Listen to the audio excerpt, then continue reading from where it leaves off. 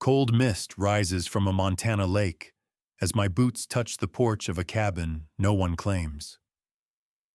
The door is half open. Inside there is dust and silence, and on the table a brass wind-up lamp that feels like it has been waiting. I turn the key and the flame blooms. The walls come alive with rows of carved wooden symbols, a secret language for surviving winter. Rex tenses, paws at the rug, and a USMC dog tag slides out with the name Thomas Avery. Who lit this place first, and why leave a map for strangers? I crank the hand radio and a calm baritone cuts through the static. 17 Sierra Lake. Across the water, a ranger hut shows one square of light, then darkness again. Is this a warning or an invitation? If you want to see what we uncover next, please subscribe, comment the word lamp so I know you are with us, and share this with someone who needs a sign tonight. Thank you. May God keep your path lit. Kalispell. Montana lies like a handful of stubborn lights at the rim of timber and stone. And on this early autumn morning the weather is all edges. Thin ice crusting in ruts where trucks jolted through last night's rain, a north wind knifing down from glacier, and a pewter sky the color of old tin. Frost singes the tall grass in the meadows, and the black spruces around the lake wear gauzy sashes of mist as if the night forgot to fold itself away. In that cold, clean sternness walks Ethan Miller, 13 years old, wiry like a sapling that learned to bend but never break. His hair is walnut brown, clipped unevenly with a pocket knife and a mirror. His face is narrow, cheekbones high, nose a little crooked from slamming into a fence post last summer. His eyes, steady lake water gray, soften around animals and harden around loud adults. Since the day his father left with more promises than luggage, Ethan has carried a quiet creed. Do what you say you'll do, even if no one thanks you for it. Trotting half a pace ahead is Rex, a German shepherd of about 14 months, the coltish age where muscle learns its destinations. His coat is a saddle of raven black over sable, legs and muzzle washed tan, ears pricked like two attentive questions. A thin white scar tracks his right foreleg, a barbed wire signature from a summer he learned the limits of speed. His eyes are amber, more reading than looking. His tail stays low when he's working, and today is a work day, because the wind is full of secrets, and the trail along the lakeshore smells of last night's deer, cold iron from a forgotten nail, and something faintly mineral.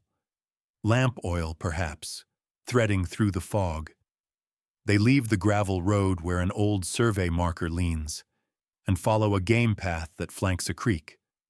The path humps and dips, stitched with roots, bordered by huckleberry and low juniper. Ethan breathes through the chill until the ache in his chest mellows into rhythm. He likes this hour before the world makes noise. He likes the silence that isn't empty. The crows reporting, water mumbling under ice skin, the wind combing spruce boughs. Rex glances back to check the distance between his boy and his duty, then forges on, nose to the damp. The fog lifts just enough to reveal the lake, a coin of dull silver sunk in fur-dark hands. On a low shoulder of rock above the water sits a small timber cabin. Its weathered boards stain the color of tea and moss. It faces the lake like a quiet witness. No tire tracks, no smoke. Just a half-hung door and a wind-turned tin chime clacking a three-note hymn. Ethan stops because some places ask you to. He rests his palm on Rex's neck. The dog's hackles are flat. His tail swings once, undecided. Easy, Ethan whispers, because the word soothes them both. He steps to the door, sees that the latch is cold and the hasp unhooked. The threshold smells of dust and old sap. A square of dim light spills through a small window mottled with lichen. Inside, the cabin is one long room with a plank floor and rafters thick as a wrestler's wrists. Dust lies everywhere like a season misfiled. A rough table occupies the center. On it sits a clockwork storm lamp, brass body dulled to umber, its glass cyclone clear and waiting. Beside the lamp is a thin metal plate stamped with 2 letters. TA, a line of words, charcoal scrawled across the tabletop's edge, reads, "If you are tired, light the lamp." Ethan's fingers hover above the lamp key. There is a delicate danger to touching what isn't yours. But the invitation is plain as a hand extended in a hard year. He takes the key between thumb and forefinger, winds until the spring whispers tight, then strikes the flint. The mantle blinks, shivers, and lifts a steadied halo. Light runs the rafters and pulls small truths out of the dark. An iron hook, a weather-checked Bible, a tin mug with a dent like a moonbite, and, most curious of all, a wall of carved wooden tiles, each the size of a biscuit, hung from nails in tidy rows. He steps closer. Each tile bears a symbol cut with patient hands. A triangle over parallel lines, roof pitch. A spiral above a stacked square, charcoal kiln. A wedge with a line of dots, kindling and air. A ladder drawn on its side, drying rack. No instructions, no paragraphs, just signs. It feels like a language of work, like a deck of cards meant to be dealt to the day. Ethan, who learns fastest by doing, feels a pulse of recognition, as if a stranger spoke his dialect. Rex circles the table, sniffs the lamp oil, snorts. Then he freezes, claws angling the edge of a threadbare rug near the hearth. He scratches once, looks up for permission. Ethan drops to a knee, peels back the rug. There, in a pocket between joists, rests an old military dog tag, cool as creekstone in his palm, letters ghosted but legible. Thomas Avery, USMC. The chain is kinked, as if cut by time. Ethan stands a little straighter without meaning to. He knows men like rumor, the good, the gone, the complicated, and the name tastes like duty, like someone who learned the price of stillness. He turns the tag over and notices a second etching, maybe done with a nail. Leave the light in the window. He looks toward the cabin's lake-facing sash, a square cut from the cold. The wind lifts, answers with its own sentence. Tin chime clack, clack, clack. Ethan explores without greed. The cupboard yields a roll of canvas, a jar of beeswax, a tin of rusted nails. The shelf offers a compass with a bubble trapped in its glass, and a radio the size of a book, the hand-crank kind that eats hours and spits out weather. He turns the crank until it whirs, then dials through snow and faraway voices. The lake replies with its soft throat-clearing, the frequency of old water. He returns to the wooden tiles. Some are smoothed to satin by use. Others are still crisp with knife chatter. He holds up a tile scratched with 3 shallow arcs and a dot. Bent wood and steam, maybe. Another shows a circle over a crooked line. Cookpot hung right so the soup doesn't scald. He senses the author behind them, someone methodical, not academic. Someone who distilled tasks until they were talismans. Thomas Avery, perhaps. Marine, mountain dweller, an adult who left behind a ladder others could climb without begging. Rex pads to the tiny sleeping alcove, pokes his head in, then backs out, ears flicking. Ethan peers in and finds a wool blanket folded square and the faint scent of cedar and soap, a ghost of cleanliness that argues with the dust. On the wall above the alcove is a final tile, different from the rest. A hand carved open, palm up. Ethan sets the dog tag beneath it for a moment, an instinctive salute. The wind freshens, and the lamp flame gutter bows but holds. "We'll put it back how we found it," Ethan tells Rex, already making a list that sounds like prayer. Sweep, patch, oil the hinges, check the stovepipe. His hands itch the way they do when a problem waits that he can solve with work and patience. He pockets nothing. He steals nothing. But he does what the note asked. He lights the lamp and leaves it there, so the window becomes a small moon to the water. Outside, the fog loosens into ropes and then into long, translucent sails. The lake brightens from pewter to a grudging silver. Ethan steps onto the rock shelf and studies the roofline. The pitch is shallow. Snow would sit heavy. A tile on the wall had whispered of rafters sistered with wedges. He files that away. He sees where rain has gnawed at one corner and where wind has unseamed a row of shingles. He also sees how the cabin tucks its back to the spruce and its face to the lake, not hiding but not flaunting either. It feels like a person who learned to apologize only when he must. Rex edges to the water and drinks, careful, as if the lake were a stranger with a story he wasn't done telling. Ethan squats beside him, wets his lips with his palm, and grins because the cold sting feels like a right. He glances back at the window lamp. It burns a steady gold, the color of courage when you've been awake too long. He imagines Thomas Avery walking down from the ridge one winter, shaking snow out of his beard, cutting a new tile by lamplight after the day's wood was split.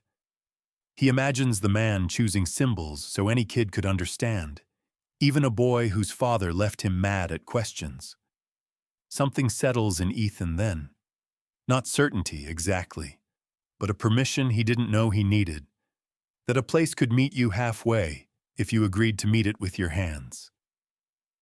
He returns to the table and, with a stub pencil from his jacket, writes beneath the charcoal line in small, neat letters, "I was tired."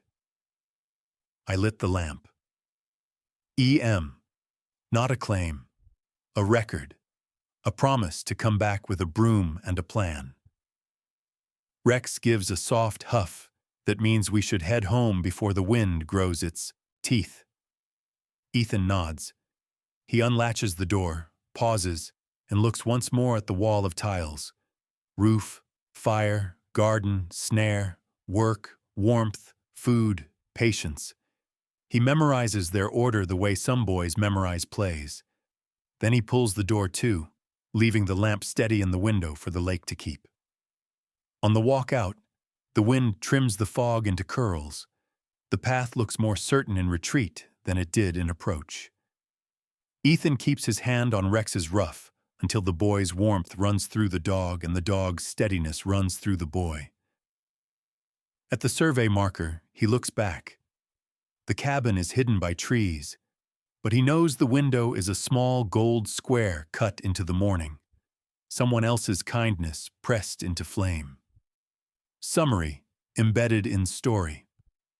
A hard, honest Montana morning carries Ethan, a wiry 13-year-old marked by his father's leaving, and Rex, his keen young German shepherd, to a moss-dark cabin above a misted lake. Inside, they find a clockwork lamp, a metal plate stamped TA, a wall of carved wooden skill tiles, and a USMC dog tag for Thomas Avery. Ethan lights the lamp as invited, studies the symbolic deck of work, and leaves a quiet record of his visit, feeling a permission to return and rebuild what time has thinned. By the next afternoon, the fog has thinned to pale veils, and the lake looks less like a coin and more like a lung-breathing silver. Ethan returns with Rex and a small roll of tools, his jacket pockets clinking with scavenged screws and a bent carpenter's square he fished from a scrap bin behind Whitcomb Hardware. At the counter had stood Sarah Whitcomb, a 42-year-old widow with tall, willowy posture, auburn hair braided tight against the wind, and fair skin stippled with patient freckles. Her hands are sinewy from inventory and grief, her brown eyes steady the way a shelf steadies glass. 3 summers ago, her husband, an engine boss on a wildland crew, grinned like a struck match, died in an August updraft.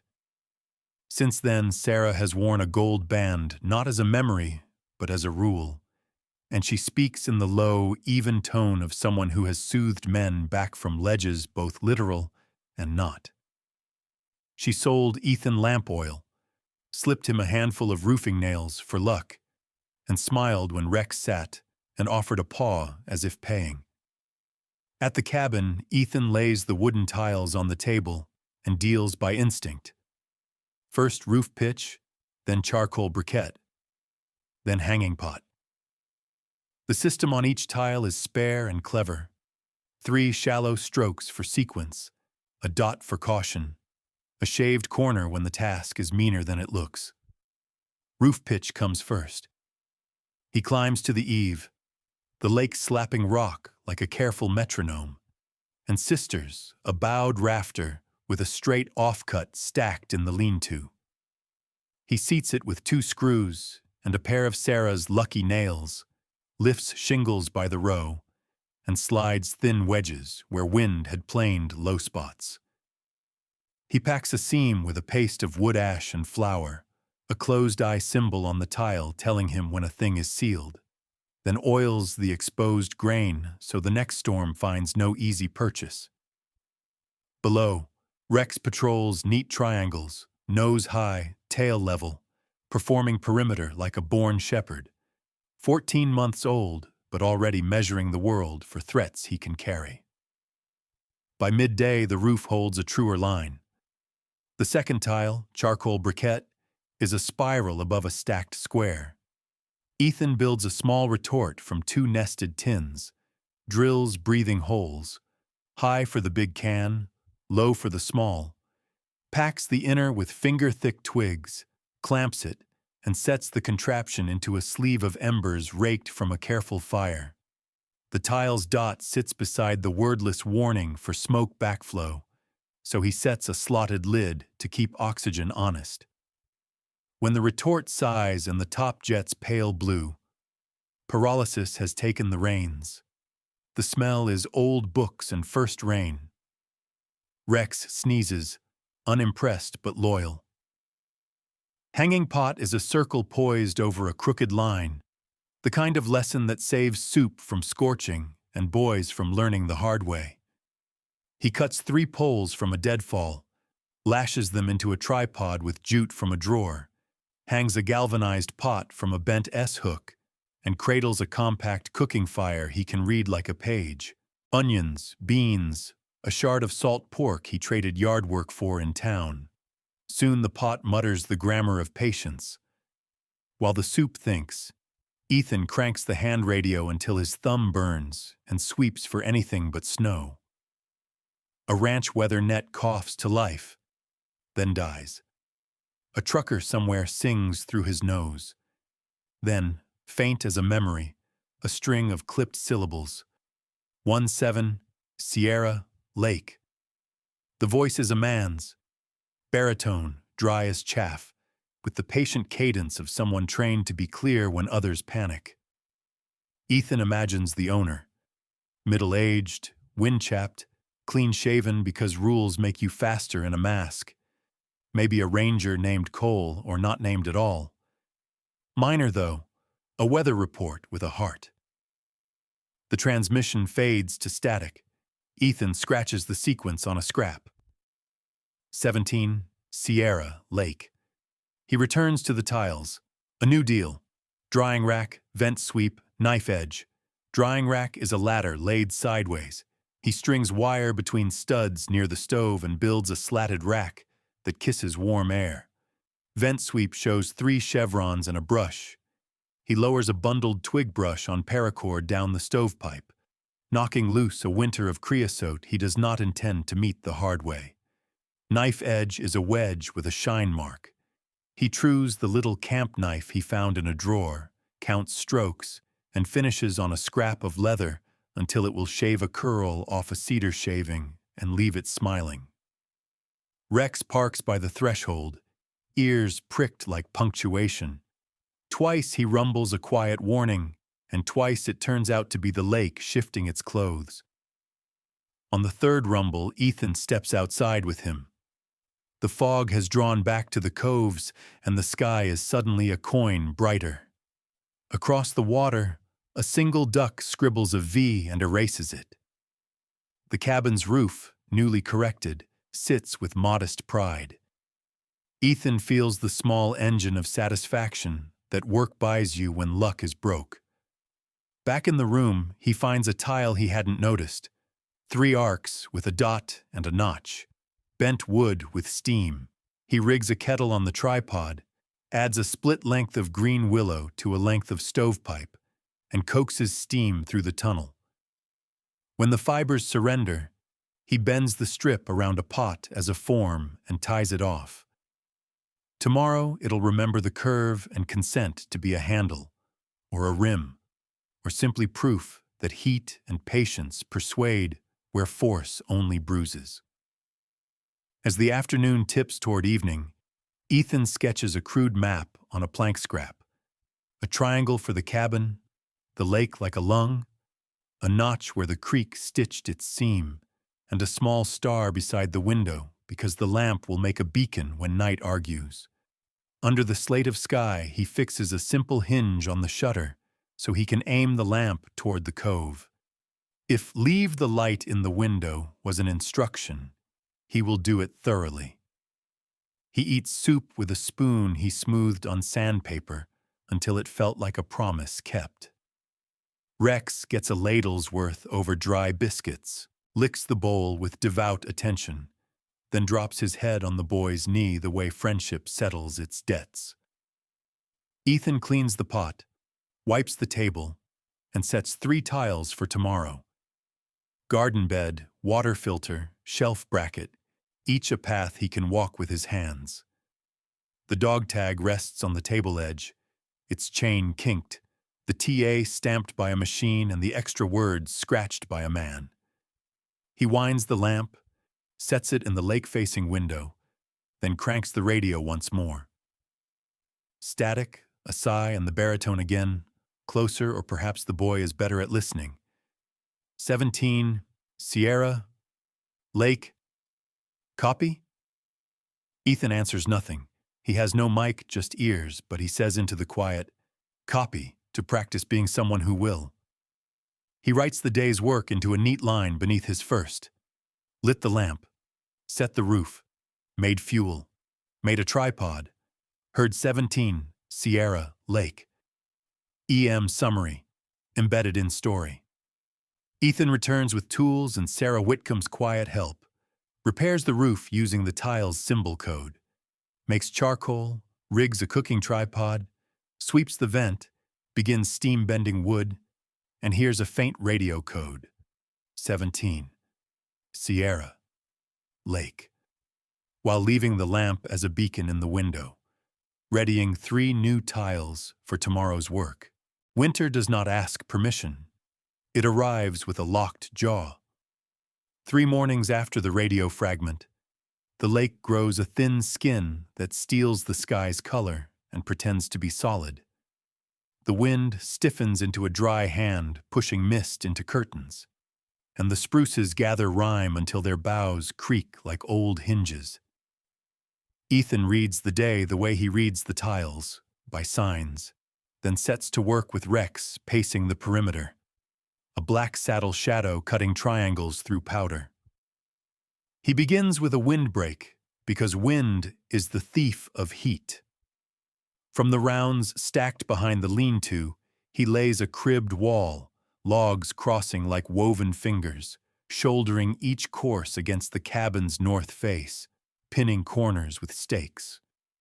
Where daylight threads the chinks, he packs a mix of damp clay and shredded moss, then smears in a breath of ash to harden the skin. When the mortar sets, he runs his palm over the rough and feels the edge of cold ease. Next, he tends the stovepipe, unseating the cap and lowering a bundled brush on paracord to scour glossy creosote before it can become a midnight siren. He lines the thimble with flat slate salvaged from a toppled birdbath near the cove. Stone takes heat without drama, and resets each joint so seams shed condensate downward instead of hoarding it where sparks might. For a cooking and heat heart, he builds a compact rocket stove from a dented steel ammo can and a length of stovepipe elbowed into a J. He packs the void with the charcoal he made yesterday, then a scoop of mineral perlite skimmed from old greenhouse bags under the bench, because insulation is the quiet hero in any fight with winter. Thumb-thick twigs feed into the vertical burn tunnel until the draw hums like a satisfied bee and the flame turns from frantic to focused. Rex, 14 months and already gravity with fur, parks at the threshold and watches the draft with a squint that looks like judgment. When the first squall shoulders in, the lake vanishes into moving white, and the woods forget their distance. Ethan bar latches the door, lowers the new shutter so the lamp's eye still looks outward, sets kettle and pot to earn their place, then sits cross-legged with needle and wool because fire is only half of keeping warm. Town has given him what he needed in the form of May Dunn, a seamstress in her early 60s with a square, sturdy build forged by decades at a pedal machine. May wears her salt gray hair short to keep it out of her thimble hand. Her skin is pale and cross-hatched with fine lines at the corners of blue eyes that have seen Montana's long griefs and kept right on hemming. She smells faintly of lanolin and peppermint lozenges and speaks with the brisk affection of a drill sergeant aunt. Years ago, a winter furnace crack took her first shop. Since then, she trusts materials more than promises and people who mend more than people who talk. May sold Ethan a sack of coarse wool and a bit of deerskin scrap at a price that was really a favor and warned him, chin-tipped, mouth-thin, about skating on black ice like pride. Ethan cuts the wool to Rex's measure, stitches double seams with waxed thread, and edges the neck with the deerskin so hoarfrost won't bite. Rex endures the fittings with theatrical sighs, then leans his head into Ethan's chest, as if to admit the tailoring is love disguised as fabric. The stove murmurs. The window lamp holds its square of gold against the blue afternoon. By nightfall, the wind sharpens. Ethan cranks the radio and listens. Snow, static, then that dry baritone again, slanting across the noise as if spoken into his ribs. 17, Sierra, Lake, front by midnight. Avoid eastern coves. He has no mic, only ears. But he answers anyway, a whisper to practice courage. Copy. He sketches a small note on a board scrap, front by midnight, and sets out a coil of rope, a hatchet, and 2 willow poles by the door, because preparation is the quiet twin of faith. Near midnight, Rex gives a low, important bark. Ethan slips into boots and coat and opens the door onto a world scraped clean of edges. The lake is a slate of breath. The wind has gone to ground. A sound like glass sighing comes from the cove. He does not step on the ice, not even to test it, remembering May's warning. Instead, he plants stakes along the shore path, linking them with rope so a future self won't wander blind, then angles the stakes across the drifted hollow to mark where the shore grabs the first inch of lake. Morning arrives blue and brittle. A thin crust has set on the lake's skin, deceptive as a lie told kindly. Ethan chooses the tile that looks like a ladder on its side, his own addition, and builds a snow bridge from canted stakes and flat planks so he can cross the deep drift between cabin and woodpile without punching through every step. He anchors each stake to a buried dead man, a crosspiece of wood, so wind can shove but not steal. The planks make a hush underfoot, and Rex learns the path in 3 passes, trotting it with a parade ground pride that makes Ethan laugh out loud, the sound bright and startled as a jay. He adds a small shelter over the woodpile, a shed roof of split boards pitched steep and braced with X-legs, snow shedding like a practiced shrug. Under it, he stacks split rounds bark down and leaves a breathing gap below, because wood as a rule prefers to dry like a living thing, air at its feet, a hat on its head, and a coat around its shoulders. In the afternoon, he turns to water because thirst wears a winter mask. He carves a small hole above the creek's throat, where it refuses to freeze, and rigs a simple filter, a sock-lined tube of sand and charcoal feeding a pot by gravity. He boils what he draws, watches the steam ghost at the cabin rafters, and thinks of the carved tiles as vows: heat, shelter, food, water, light. He scratches a new symbol on a blank square, 2 hands, cupping a steaming bowl, and names it Care, because a place is not truly held by rafters and nails, but by the way you serve its warmth to those who cannot make it for themselves. That night, the storm returns with intent. The roof booms once, then settles. The wind fret-saws the ridge. Rex rises, pads to the door, and returns to lay his head on Ethan's boot. A cracking report rings from the lake like a bell struck under glass. Then silence. The lamp's glow rocks in the window as gusts nose at the shutter. Ethan sets 3 tiles for morning: snow shovel, sledge track, window caulking, then writes beneath yesterday's line in neat letters: windbreak up, pipe swept, rocket stove lit, coat made for Rex, built the snow bridge, drew water safe. E.M. He winds the lamp a final turn, checks the stakes and rope through the frost-fogged window, and whispers a thank you into the room, not sure whether he means it for Thomas Avery, for May, for Sarah's lucky nails, or for the way certain days let a boy be the kind of person he promised himself to become. The cabin answers with the steady pulse of flame and the patient creak of timber, a language older than words, saying simply, hold.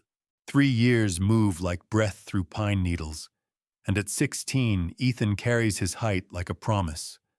Shoulders broader from hauling rounds, forearms laced with fine sawdust scars, jawline lean but edging toward the square sturdiness of men who make more than they talk. His hair is still walnut brown and short on principle, his lake-gray eyes steadier now, and the crooked nose has become an anchor rather than an accident. Rex, full-grown at 4, holds a soldier's dignity in a shepherd's body, broad-chested, amber-eyed, a saddle of black on sable and tan, muzzle showing 2 dignified white hairs, as if winter had signed him with approval. He paces the cabin like a metronome set to guard. The cabin is no longer a cabin. It is a workshop that remembers being a home. In the cove-facing window, the wind-up lamp still keeps its square of gold when dusk leans in. But by day, the place is all-purpose. Ethan has split the room into stations the way a mind splits a problem. A forge corner with a charcoal honeycomb stove nested in cob and brick, a bench line with a plane singing on maple, a sharpening shrine where stones sit like river cousins, and a quiet table where wooden skill tiles multiply. The forge is fed by briquettes he crafts in a retort, spiral over square tile still faithful, air draft guided by a clay tuyere that he tuned with patience and a stick. When the forge breathes right, the iron glows a persimmon orange that makes the world hold its breath. Ethan draws a blade, hammers the spine with a rhythm he learned from listening to storms, quenches in oil until the metal shivers, then tempers to straw so the edge will keep its word. On the ricasso, he stamps a tiny EM to stand beside the quiet legacy of TA on the tiles. Tools gather as if the place grew them. A ball-peen hammer whose handle he fit to his own reach. A crosscut saw with a new beach tote he carved to suit his palm. Chisels with ash handles burnished by honest abrasion. He planes a chair rung and thinks about balance. He squares a tenon and thinks about promises. He bores a mortise and thinks about doors. The ones you open on purpose and the ones you keep closed because you're still learning the room you're in. He has help from town in sharp, specific ways. Cal Brenner, 50, owns Brenner Salvage at the edge of Kalispell. Thick in the chest, knotted forearms, dark hair salted at the temples, beard close to the skin because he doesn't like loose ends.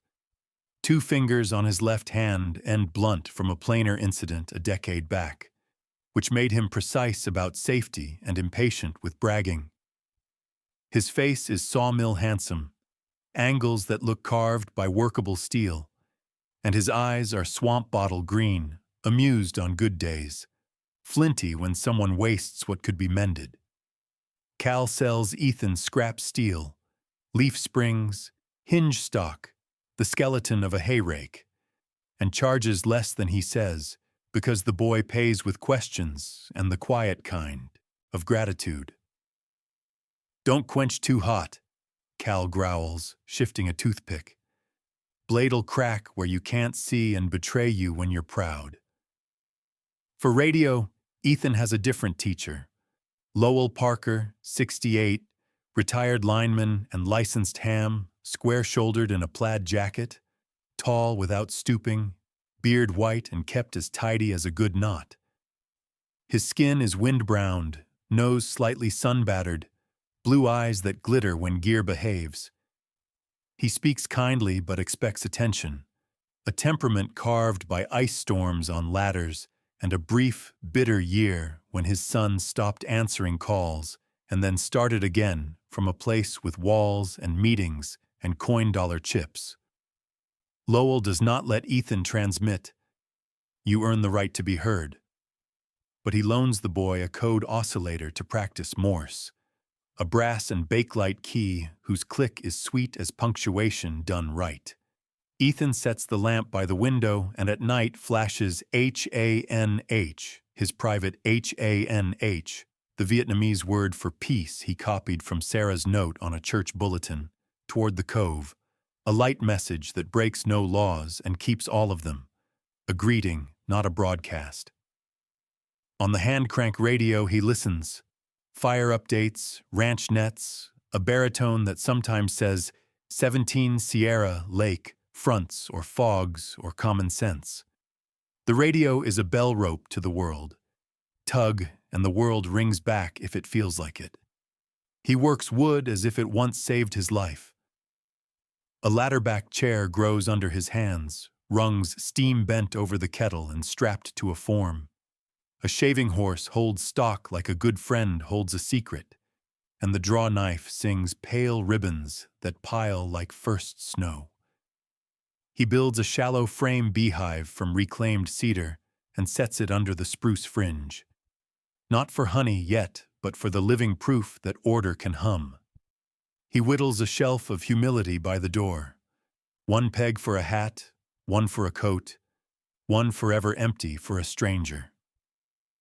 In the woods above the garden, he mounts a cheap trail camera, plastic, olive drab, borrowed from Cal's pawn bin, and points it down the game path that raids his turnips.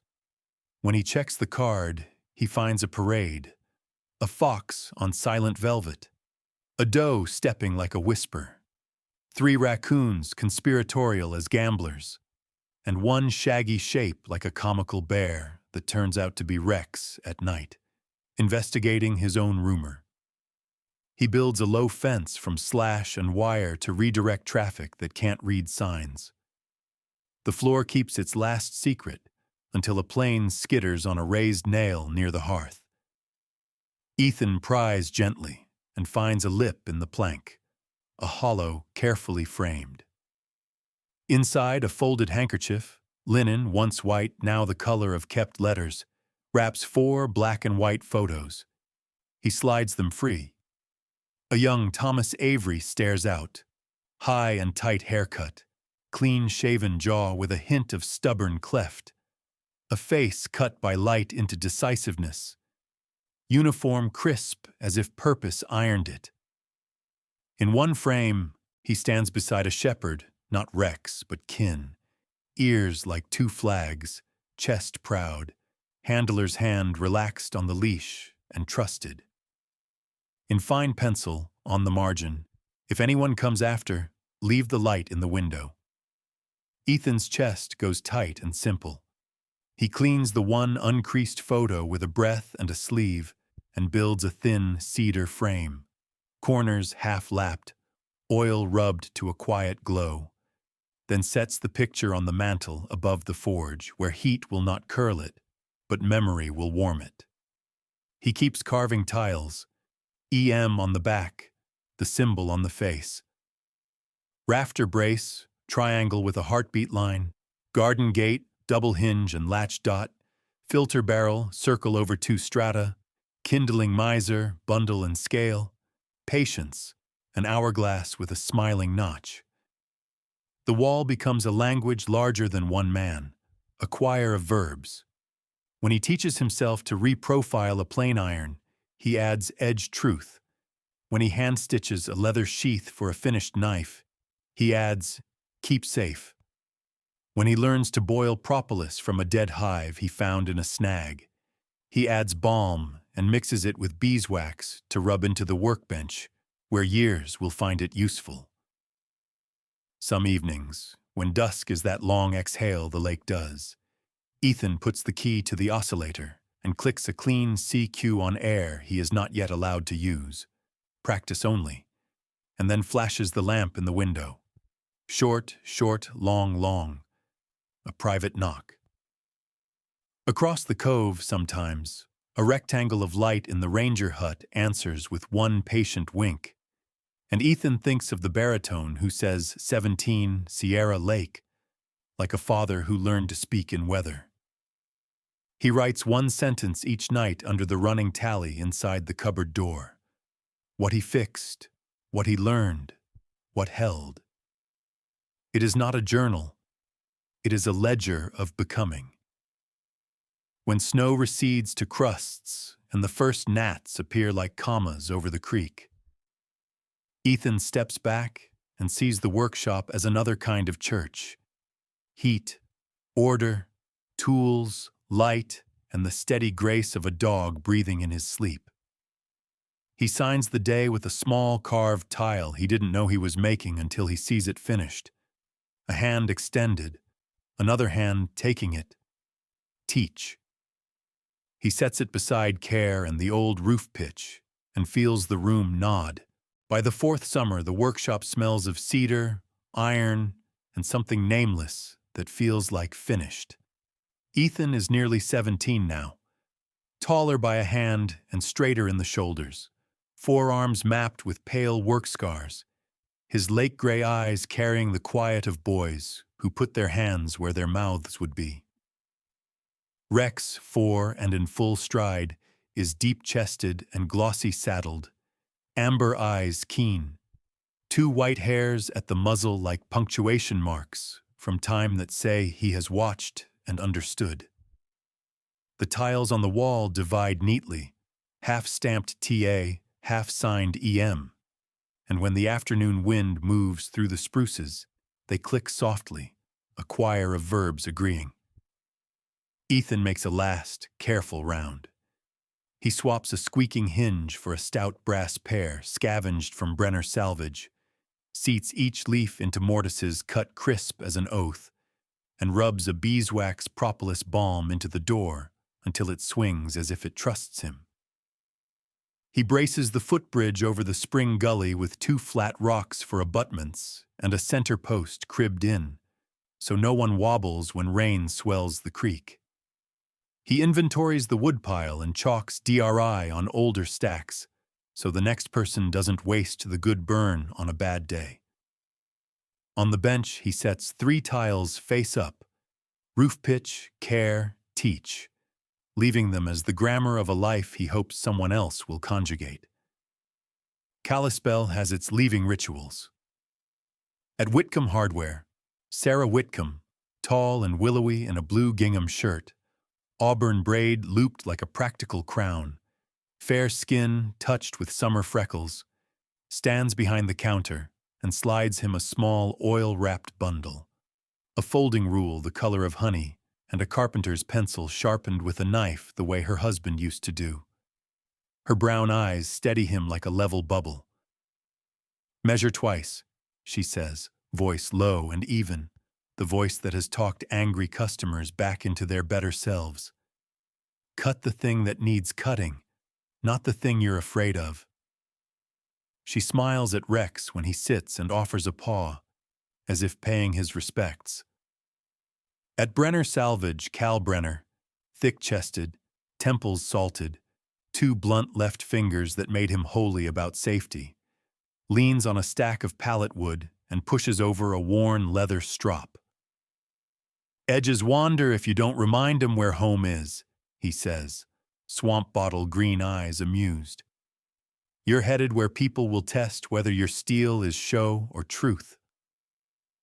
Cal's beard is close to the skin because he doesn't like loose ends, and he claps Ethan's shoulder with a rough gentleness that says the boy has passed some private inspection. In a backyard strung with clothesline antennas, Lowell Parker, tall without stooping, plaid jacket, beard winter white and tidy, hands Ethan a small notebook with columns for date, frequency, weather, and lesson learned. His wind-browned face creases at the eyes. "You earn the right to be heard by how you listen," he says. "Keep logging even, when you think you're only listening." A coin-dollar chip glints on his key ring, a sober token he never explains unless asked. And he doesn't explain it now. Rex leans against Lowell's shin and receives a solemn ear rub like a benediction. Back at the lake, Ethan cleans everything he will not carry. He oils the plane until it gleams like an honest river. He strops the draw knife and hangs it where a hand will find it. He sweeps the floor until the pine boards smell like the first day they were laid. He builds a small starter chest, the size of a bread box. Inside, he packs a handful of roofing nails, a flint, a stub of pencil, 3 folded shavings for tinder, and one of his briquettes wrapped in wax paper. On the lid, he carves a new tile, begin, and signs the back EM. At the window, he polishes the wind-up storm lamp, fills it fresh, and winds it until the spring hums soft. The glass throws a clean oval across the bench. He sets the lamp on the sill facing the cove and steps back. The square of gold looks like an eye that stays awake so others can rest. He writes a note on a cedar slat. Knife point neat. Ethan Miller, second keeper of the light. If you are lost, light the lamp, draw 3 tiles, and begin. He drills 2 tiny holes and ties the slat to a nail with jute so it can be removed, carried, or left. Under the mantel, he slides the framed black and white of a young Thomas Avery with his shepherd kin, and for a moment he stands with his hand on the mantel, as if the wood were a shoulder that could feel him. Near dusk, a skiff noses along the opposite bank, and a man steps out to the ranger hut. He is Cole Hart, mid-40s, rangy and rope-muscled the way mountain men are, with a clean-shaven jaw that shows a small white scar under the chin, dark hair clipped short for helmets, and weather-cut lines at the eyes. His skin is sun and wind brown, and his voice, when he raises a hand and calls across, lands in the air calm and exact. The baritone that has been saying 17, Sierra, Lake, for years. Cole has the manner of someone trained to speak clearly when others panic, and the habit of not wasting syllables. A winter rescue gone sideways took a partner a decade ago, and since then he has kept his radios tidy, his maps current, and his promises few but durable. He doesn't come close. Boundaries are part of the job. He points once at the window lamp, nods once as if saluting a colleague, and turns back to secure the skiff under the hut with motions economical as good knots. Ethan lifts a hand in answer and feels something settle. A relay baton passed without touch. He walks the perimeter one last time, Rex pacing at heel, the dog's tail an even sweep that makes the light look warmer. The snow bridge stakes lie bundled in the lean-to. The filter barrel is dry and clean. The garden gate latches and releases with a single honest click. He locks nothing. He hides nothing. He leaves the room fluent in its language. When the first stars prick the water, he closes the door until the latch kisses its strike and stands on the rock shelf to watch the lamp's glow stitch itself onto the lake. He shoulders a canvas pack just heavy enough to prove he isn't leaving empty. Rex huffs once. Ready. "Come on, partner," Ethan says, and the word partner fits the air like a right tool in the right hand. They take the trail under the dark spruce that has learned his name.